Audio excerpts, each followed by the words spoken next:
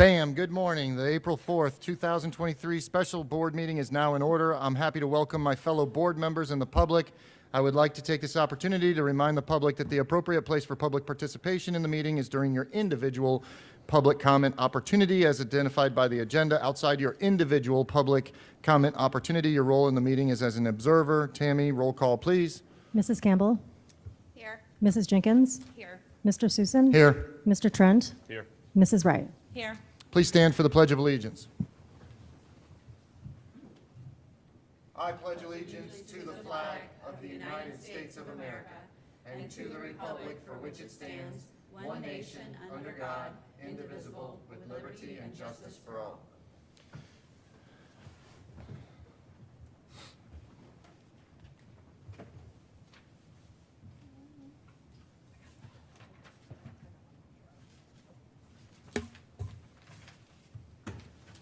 That brings us to the adoption of the agenda.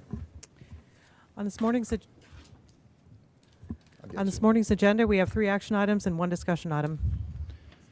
Changes made to the agenda since released to the public include the addition of item 6, temporary delegation of authority, assistant superintendent facility services, item 7, job description, assistant general counsel, and item 8, administrative staff recommendations. Do I hear a motion? Move to approve. Second.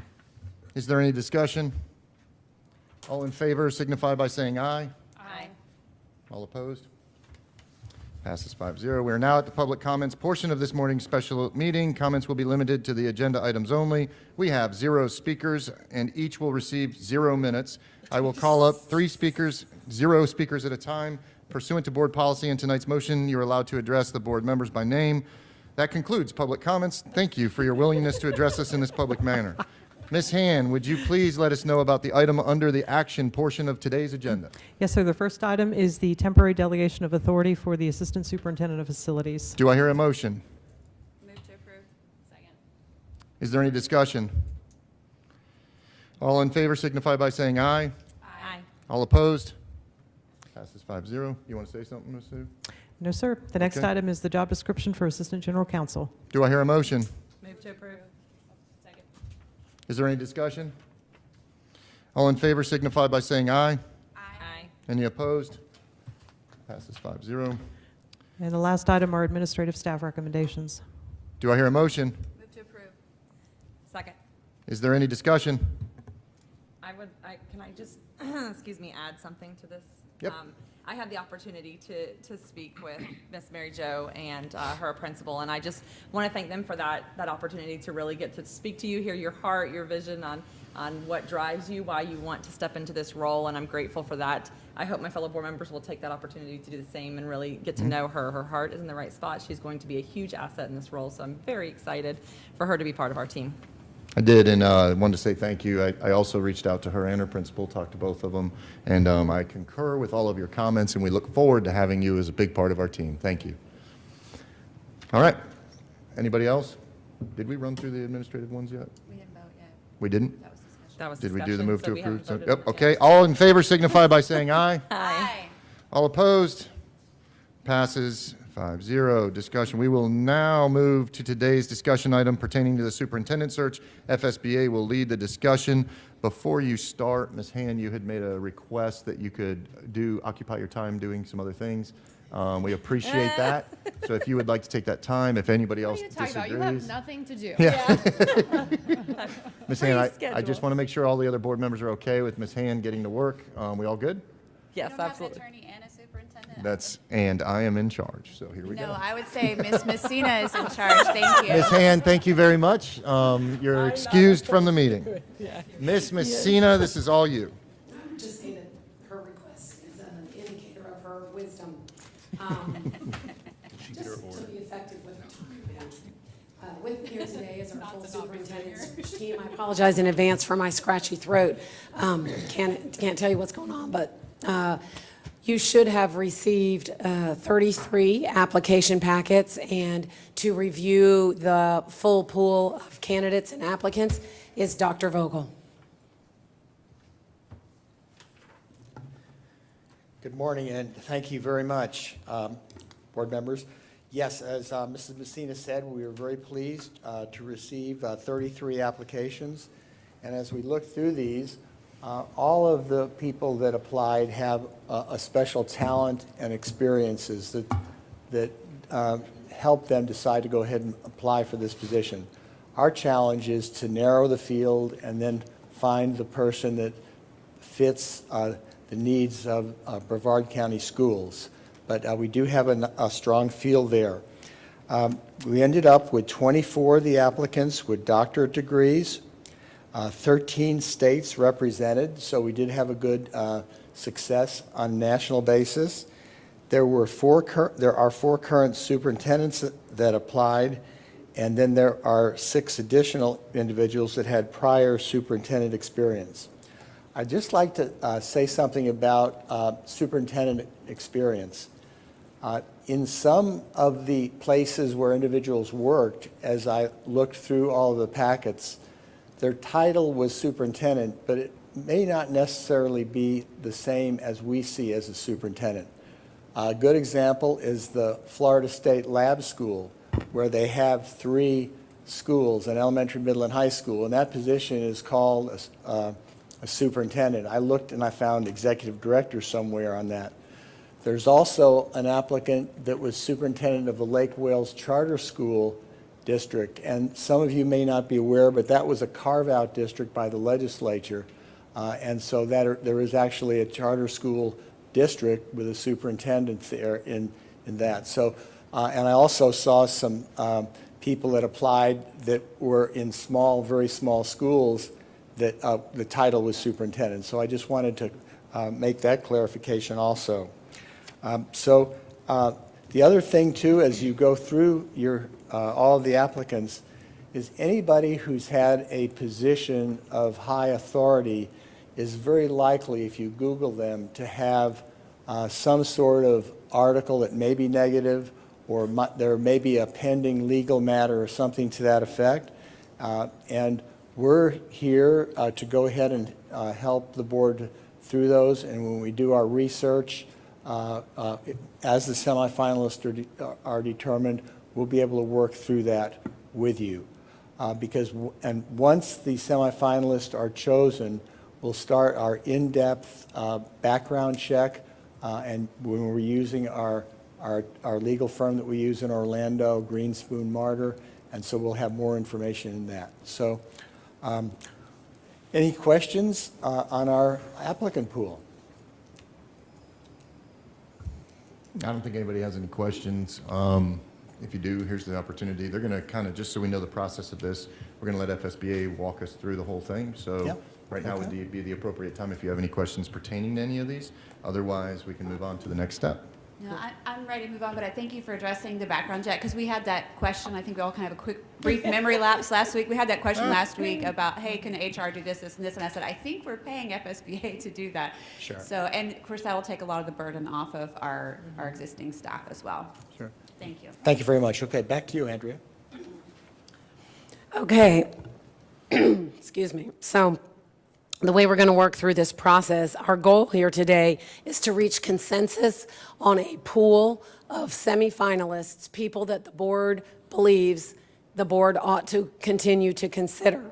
So I'll ask for each board member to tell me the applicant numbers of those candidates that you believe the board ought to continue to consider. You'll notice the names are listed on your tally sheet in the order of District 1, 2, 3, 4, 5. And so when I call your name, for example, if I was going to say Dr. Vogel, he might say, I'd like us to continue to consider applicants number 3, 5, 7, 9, 12, 15, 18, 19, whatever. And we'll put a little tally mark all the way across. I will confirm when you've read all of your numbers that I have accurately captured them on my tally sheet, and that will also assist your secretary. And then we'll go to the next board member, next board member, next board member. Then we'll tally them all up and see where the commonalities lie and kind of work through that to get to a consensus of who will remain under consideration. So, Ms. Wright, Who do you believe that the board ought to continue to consider? You're making me go I was like, wow, you went right at It's it. District 1. If I have could- numbers if you're not ready. Okay, yeah. If I yeah, could- you ready? All right, if could- somebody else wants to go, I don't mind. All right, Miss, Yeah, did I hear Miss Jenkins first? Yeah. All right, we'll go Miss Jenkins, then Mr. Trent. I hear first, wait a second. I made my list by number, so Yeah, me too. I get it. Yep. And I put it next to Gene Trent. Whoopsies. And let me also explain, if I might, one of the reasons we try to use the application numbers is because we want to try to keep the pool as wide as we can, as long as we can, and not have board or community invested in any singular candidate. And so by using the numbers, but also having them attached to the names, it's just a little less committed so that your minds remain open as we go through this process. So I had, just before I give them to you, I made 7. And then I had 4, because I didn't know what we were doing here today. Yeah, like some maybes. So I'm just going to do the 7 first. That's fine. Okay. So I have 2, 8, 11. Go slow. Sorry. 21, 25, 26, and 31. All right, I'm going to repeat these back to you. Please make sure I have accurately captured it. I have number 2, applicant number 8, applicant 11, applicant 21, applicant 25, 26, 31. Thank you. thanks. Mr. Trent.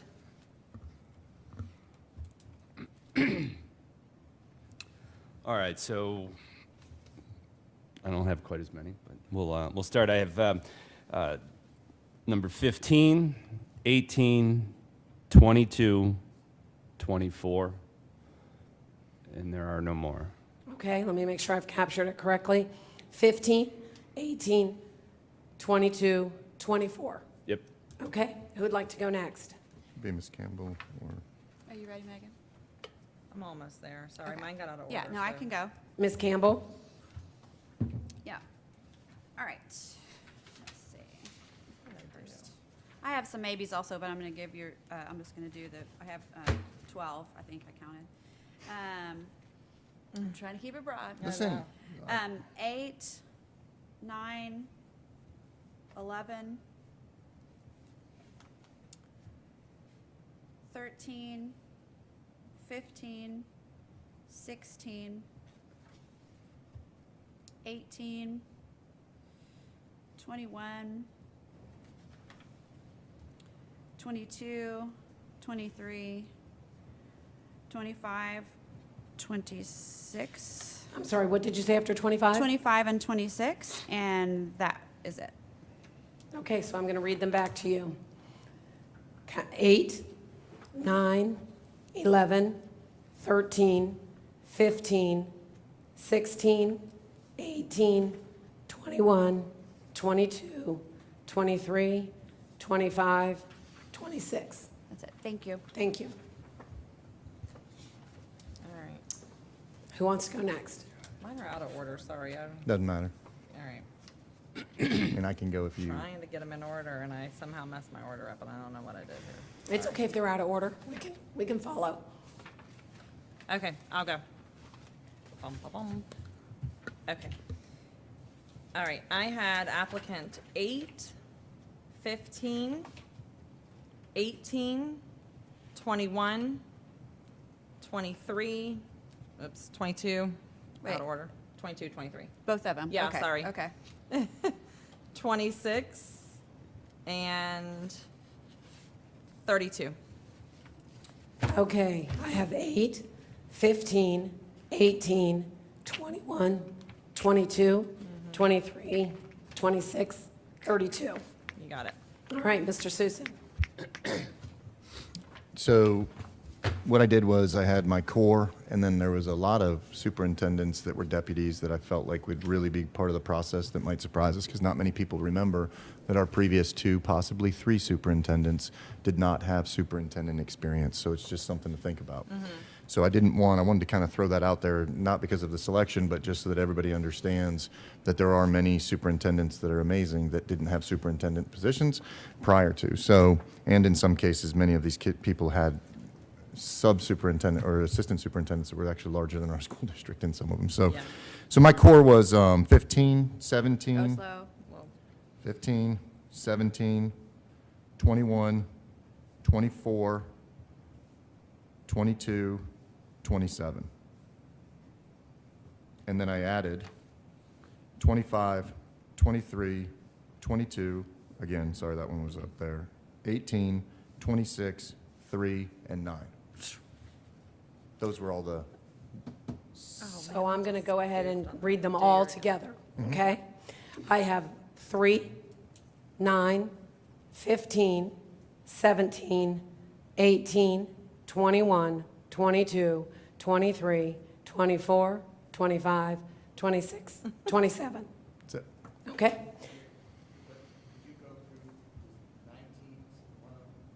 For Matt? No, 19 is not. No. All right, so then as I move through, I see applicant number 2 has 1, applicant 3 has 1, applicant 8 has 3, applicant 9 has 2, applicant 11 has 2, applicant 13 has 1, applicant 15 has 4, applicant 16 has 1, 17 has 1, 18 has 4, 21 has 4, 22 has 4, 23 has 3, 24 has 2, 23 has 3, 26 has 4, 27 has 1, 31 has 1, 32 has 1. Given that, I see 1, 2, 3, 4, 5 applicants that have 4 board members who would like to see these applicants remain under consideration. We have applicant 15, Dr. Mark Rendell, applicant 18, Rebecca Rollerson, applicant number 21, John Stratton, applicant 22, Dr. Jason Weissong, and applicant 26, Dr. Pete Licata. At the very least, can we start with an agreement that those applicants should remain under consideration? Yes. Yes? Want to make sure, okay. So now let's look at the applicants that have 3 board members who would like them to remain under consideration. We have applicant number 8, we have applicant number 23, applicant number 25. That would be Ernie Lozano, Mark Vianello, and Dr. Kim Moore. Would we like to have the applicants with 3 board members who want to have them be remaining in consideration, remain in the semifinalist consideration pool? I see some heads shaking. I would like Is there anyone opposed to that? Okay, so then we look at the applicants that have 2 board members who would like to have them under consideration. The 2 applicants with 2 are applicant number 9, Scott Schneider, applicant 11, Dr. James Larson, and applicant number 24, Captain Stephen Kingston. How would you like me to proceed with the ones listed that 2 board members want to see them remain in consideration? Typically, board members would want to have a little discussion at this point. Yeah, I think this is worth a discussion. We're at 8 solid right now. If we add the other ones, we get up to 11. There's no, as we spoke with Ms. Messina, there is no, there's no limit. So you could put 15, and she said that it would be nice to have them a wider scope than it is a smaller scope. But with that, I just, with those facts, I listen to any kind of conversations. Is there anybody against adding the other 3, or is that good? No, I'm good. I in my mind somewhere I had like 10-ish. Yeah, that's about what I had too. So I think this brings us to 11. 11. So Yeah, I think the wider scope is a good, I'm sorry? I like the fact of adding the additional 3 applicants that have 2 votes.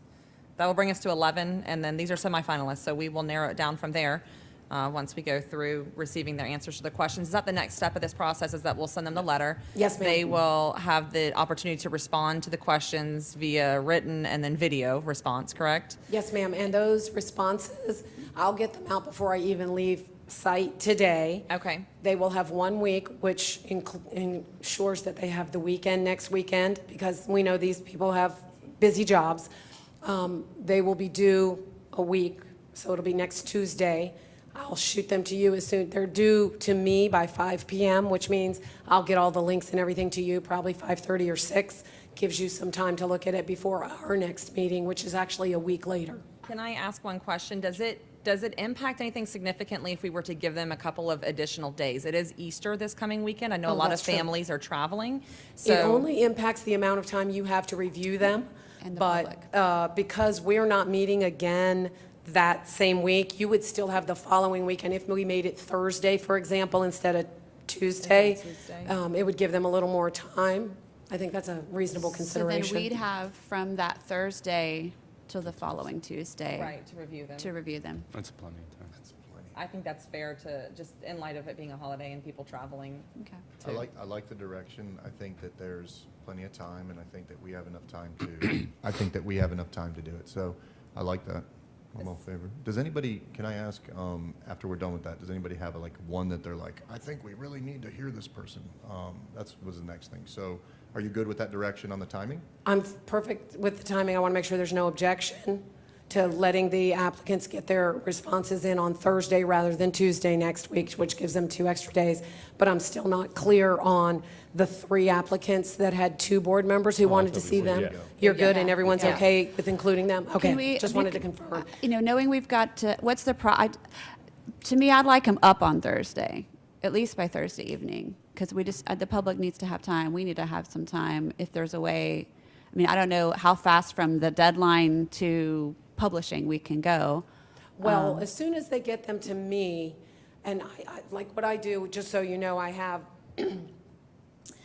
all of their written answers, and some people will send me 2 individual documents instead of 1 joint document, so I'll put them together. I make sure that they're titled similarly, so that it'll say, for example, applicant 8 Lozano, and so they'll all say applicant number, last name, so they'll all look the same. Then I'll have a little chart that'll say 3 Lozano, and it'll have the hot links to the video, okay? And it'll be in a chart. So all I have to do is pass them through, okay? As soon as they get them to me, and I start the chart when the first person gives it to me, but I don't send it to you guys until all of them have been submitted. Gotcha. So if the deadline's 5, sometimes I have the links before then. If I do, I'll send them to you earlier. Otherwise, it would never take more than about 15 minutes for me to pull it together, Okay. shoot it, so your people could easily post it first thing on Friday morning. Okay, That's good. They'll have That's all the fine. weekend and then Yeah. Monday and Tuesday before. yeah, okay. Mr. Chair, there are some applicants that we still have that had 1 board member that wanted to see them continue in the process. So I'd like to know what you want me to do with those. Is there anybody that has one that they felt didn't get on there, that they were like, listen, I think this takes a pretty good review? Yeah, I would like, it's up to you guys if you know, some of them we put on there. No? No, Ms. Wright? Do you have one, Ms. Jenkins, mean, I that you have- feel we should really review, that you wanted to add to it? Sorry, 1 second. That's okay. Ms. Campbell, did you have one? Well, I mean, without knowing, I've got just 2 that was the only one. Without knowing everybody's, and I don't need to know them, their nose. I mean, everybody had the opportunity to see the same information I did, and I would rather kind of stay with ones where we have at least a little bit of consensus building. Okay. Ms. Jenkins, did you have any requests that you'd like us to take a look at? No, I think that would be considerate if there was some insane discrepancy where one person's picks isn't reflected, but I think there's a good collaboration of aligning here. So I don't think that that's really necessary. Okay. I don't either, so I think you've got your 11. So with that, what's the next step? The next step is that Mr. Reichert is going to talk to you about the interview process and the next steps, and then Dr. Vogel is going to speak to you briefly about some compensation considerations that you want to start thinking about before you get into negotiations. So, Sure. Mr. Reichert. Thank you, and good morning, everyone. I just wanted to briefly, I think in your packet you have kind of a slightly updated sample interview schedule for the on-site. And just as we move forward, just to keep the board informed, I did want to just touch on a few things that we have finalized. And I just picked this sample of the 4 finalists for interview just to review today with. So we could wind up with 3, 4, 5 still, but I just have this 4 sample to talk about today. Based on our last meeting, I just want to confirm that on the morning of April the 27th, we will have a light continental breakfast here in the back room prior to your interview starting. That will start at 7:45 until 8:15, and then you begin your interviews at 8:30. We are working on getting the tours set up. A little mini tour, say for candidate B, who has an hour and a half before his or her interview, and then the others have a little more time. We did finalize at the last meeting that we would kind of have a light dinner here for the finalists in the back before the meet and greet. That will be here in this room on that Thursday evening from 6 to 7:30. And jumping to Friday the 28th, again, the continental breakfast we'll have in the back room starting at 7:30 until 8 o'clock, and then 8:15 starting your one-on-one interviews. I'm going to stay around today after the meeting and work with Tammy to identify the rooms that we'll use for your one-on-one interviews. I've kind of filled in your board member names at the top there on that Friday. And I'd simply begin with the chair, the vice chair, and then alpha order after that. And should we have 4 finalists, that would give you a feel for your interview times on the 26th. Also on that Friday, the 26th, we will have a kind of a light lunch for the board members to be able to eat and the finalists, so we can kind of move through that day on Friday. If I could jump back to the 27th, as far as the school community tours, I have been communicating with Russell some, and I'd just like for him to give us a quick update on his thoughts on your staff host and what he's working on for the community host as well. Good morning, board. Right now, we're prepared for 5 finalists to come in, and obviously if there's more, we can handle that as well. 5 cabinet members, myself, Jane Klein, Dr. Sullivan, Cindy Lisinski, and Russell Cheatham are prepared to act as one of the tour guides for the candidates. And we're reaching out right now. I'm reaching out right now to community leaders as well to see if they can escort as well. So we'll have at least two people in a car with candidates so they can ask questions about the community, the district, and kind of help them pass the time as they wait for their turn in front of you guys. We're also prepared to plan and execute the meals, whether it's the breakfast, the lunch, and the dinners as well here on site. So. All right, Mr. Brune, thank you. Does anybody have any questions for Mr. Brune? No? All right, thank you, sir. We're good to go? Yes, sir. Next step. Thank you very much. Board members have previously received a summary of superintendent compensation options and prior to this meeting, and usually the process is once the superintendent is selected, that the chairman and the school board attorney would negotiate the terms of the contract. Always a good place to start is with a current contract you have now, perhaps the one that you utilize for Dr. Mullins. And then this summary just gives you some of the areas that are that involve compensation with superintendent contracts throughout the state. Look at it at your leisure and discuss this prior to the time that the superintendent is selected with the attorney to see if there are areas that you're concerned with or that you feel might be appropriate. I don't know if do you have this in front of you now? Yes, it's You do have it in front of you now? Yep. Okay, good. Let me just take a few minutes and go through it then. First, is some superintendents would prefer a tax-sheltered plan where a percentage of their salary would go into a tax-sheltered annuity. The next two areas there are special qualifications salary and annual performance salary incentive are programs that are in statute for elected superintendents, but many appointed superintendents also have that in their contracts. And especially if you hire someone from out of state or someone who has not been a superintendent, it's advisable that those superintendents go through one or both of those programs. The first program, the Special Qualifications Program, the individuals have to attend 4 sessions, and it's conducted by the Florida Association of District School Superintendents, and they actually have to pass a test. If they pass the test, then they receive a Special Qualifications Certificate that actually says superintendent on it. That's the only way in Florida where you can actually get a certificate that says superintendent on it, is if you pass that program. And the areas include school law, business and finance, instruction, and collective bargaining. So that's, especially if someone's not been a superintendent, that's a good training program. The appointed superintendents that go through the program, then we recommend the board have it in their contract where they receive $2,000. It's an annual $2,000 because in order to keep that certification, you have to attend training every year. The second training program is called the Chief Executive Officer's Leadership Program. You can't even start that program until after you've completed the special certification program.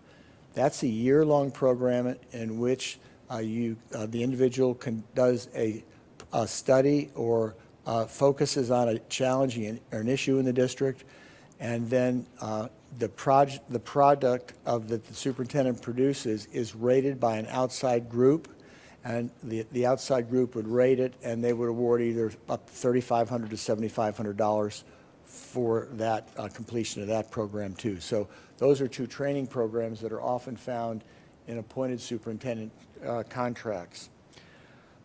Also, the bottom 3 there are pretty much self-explanatory, where boards encourage, I know this board encourages community involvement.